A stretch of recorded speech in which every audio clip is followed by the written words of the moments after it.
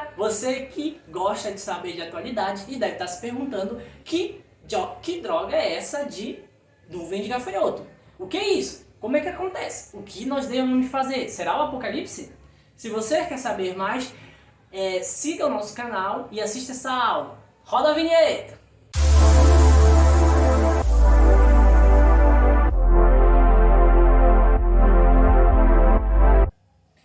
Fala galera! Aqui quem tá falando é o professor Gil Ferreira e hoje a gente vai falar de nuvem de gafanhotos, um tema atual aí, vamos tentar entender o que é isso e como e por que ela está gerando toda essa angústia para a chegada aqui no Brasil. Se vai chegar ou não, a gente não sabe. Vamos discutir e vamos entender a parte histórica e como é que essa espécie está fazendo esse processo.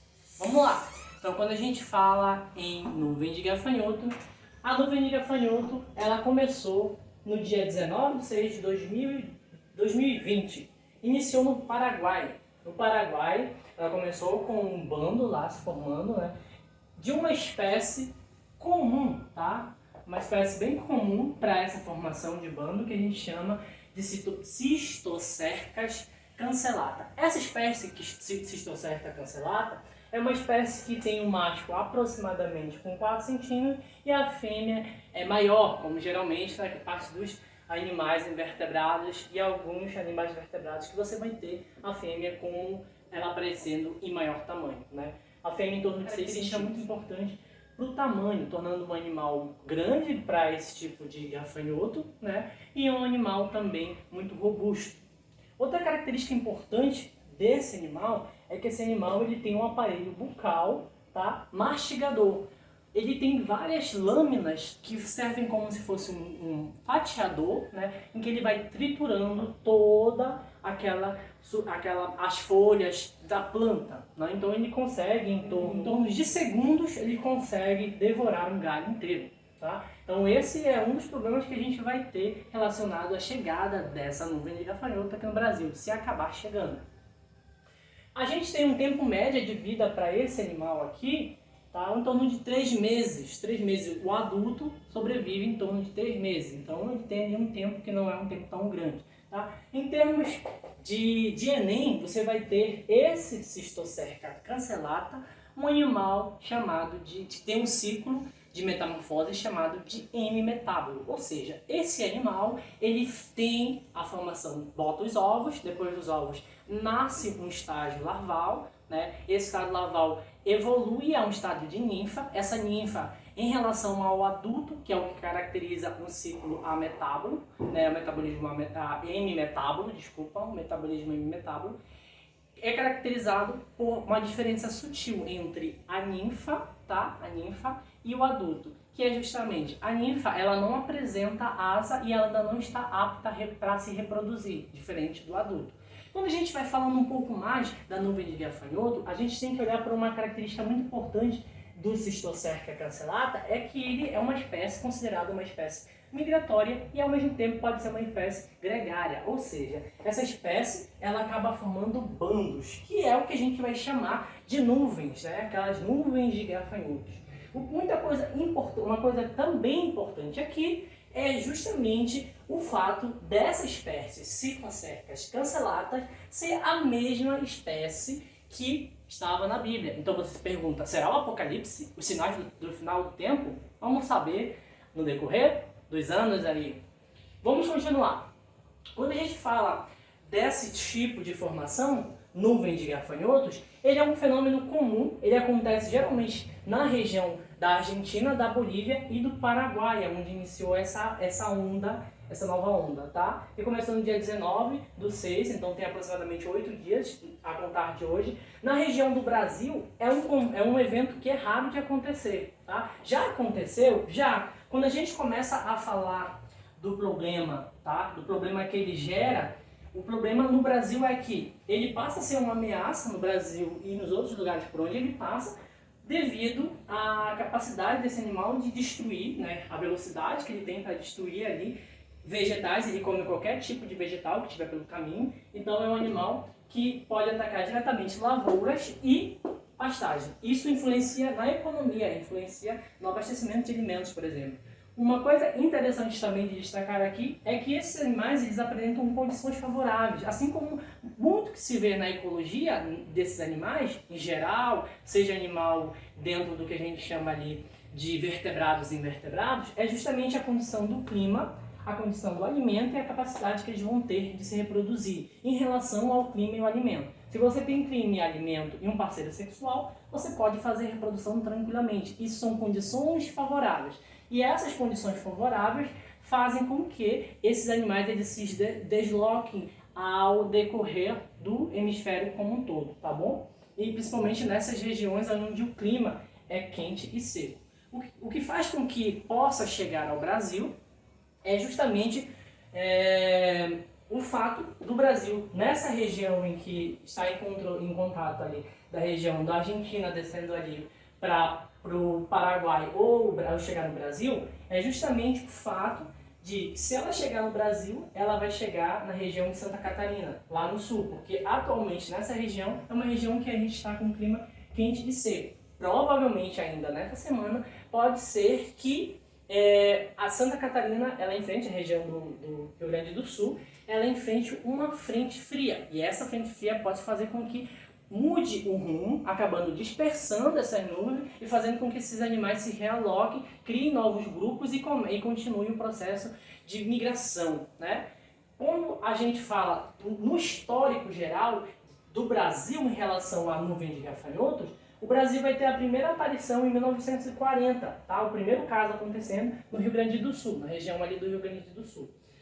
Que também é uma região muito importante na área da pecuária, né? E na área de pastagem, porque lá é condição de campos, tem uma condição de gramas muito comum nesse lugar, que é também muito comum para esses animais se alimentarem. Entre o ano de 1940 a 1946, ocorreram vários outros eventos de nuvem em pequenas proporções, por isso que é um caso que não é considerado raro aqui no Brasil, em poucas proporções, mas foram de outras espécies, não da espécie Cistocercas cancelatas.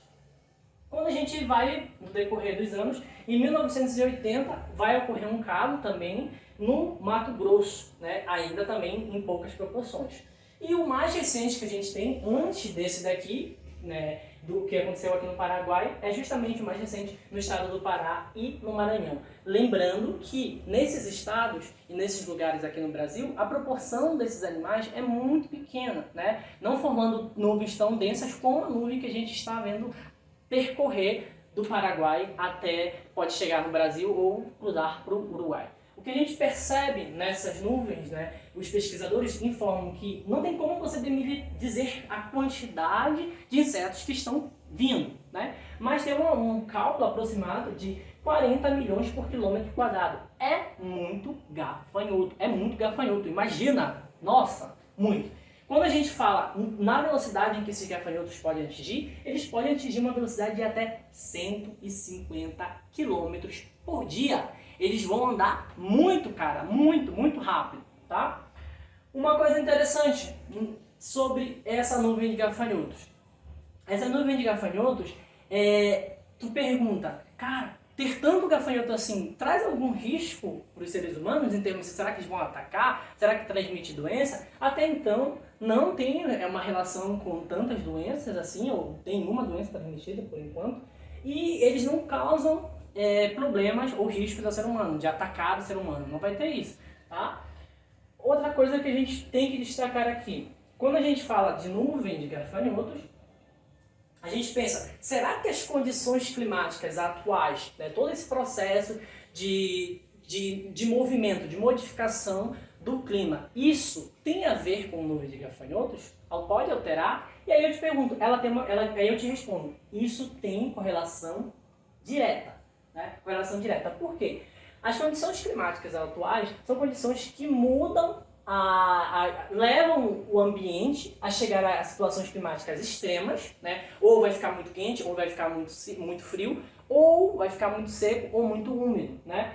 São condições extremamente específicas, quente ou seco. E essas características, aliada à alimentação, faz com que esses animais criem esse tipo de nuvem. É muito comum acontecer essas nuvens de gafanhoto, tá? é muito difícil você verificar esse tipo de formação de bando em outras espécies, tá? Em outras espécies de animais, seja vertebrados ou invertebrados, né? Ela é uma espécie que é bem comum acontecer, tá?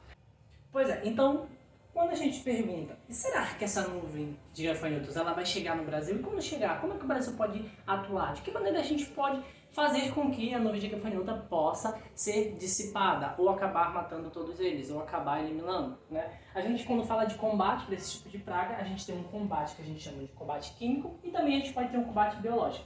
O biológico seria aquele ecologicamente correto, em qual você utiliza um predador, como os sapos e os pássaros. Mas é claro que para esse boom de crescimento que a gente tem, esse tipo de nuvem, que você tem ali aproximadamente 40 milhões por quilômetro quadrado, não tem como aplicar um método biológico tão eficiente. Você não vai ter tanto pássaro para isso e tanto sapo para comer essa quantidade de gafanhoto. No entanto, a gente pode aplicar ali um método que vai causar impacto, é claro, né? Vai causar impacto dependente da área em que ele vai estar atuando, em que vai ser jogada esse tipo de agrotóxico, mas é um combate químico, né? Pode utilizar inseticidas e agrotóxicos.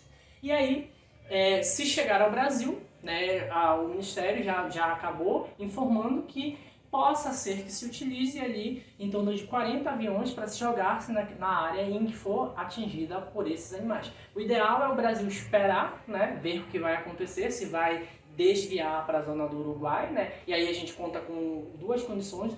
Pode vir essa frente fria para Santa Catarina e isso acaba afastando, porque o animal não gosta de ambiente frio. E também a condição do vento, que está soprando para a região do Uruguai. No entanto, se chegar no Brasil, vai ter que ter necessidade de esperar o animal pousar, né, e estabilizar, que a gente fala em que ele está se ambientando, e aí iniciar o processo de detetização com o combate químico, utilizando agrotóxico naquela região. Tá? Mas você se pergunta, Gil, esses animais, gafanhoto é importante? Será que ele é tão importante sim? A gente pode sair matando esses gafanhotos todos por aí? Eu posso te falar o seguinte, gafanhotos são importantes por dois pontos. Primeiro, esse animal ele transforma a matéria, transforma a energia. Ele consome ali as plantas, né? Pega essas plantas ali e acaba se alimentando e gerando também fezes, né? Vai defecando ali no solo e essas fezes funcionam como um adubo. Ela vai ter ciclagem de nutrientes ali, tornando aquele ambiente fértil também. E esses animais vão servir de alimentos para outros animais maiores, né? E mantenha dentro de uma cadeia um fluxo de energia, tá bom? Então esses animais são importantes, sim. Galera, se você gostou de todo esse aparato que a gente fez aqui, de organizar para você e para você entender o que é uma nuvem de gafanhotos, tá? Segue o nosso canal, se inscreve no nosso canal, aperta o sininho aí para ativar notificações. E esse quadro que a gente estreou é um quadro sobre curiosidades e atualidades, tá bom? Então, toda vez que tiver uma atualidade, algo que esteja ocorrendo aí no Brasil, ou até coisas que já ocorreram, a gente vai acabar, Brasil e Mundo, a gente vai acabar discutindo aqui nesse quadro chamado Atualidades. Ok? Um abraço e eu espero que você tenha gostado desse nosso assunto, tá? Fica com Deus e até a próxima!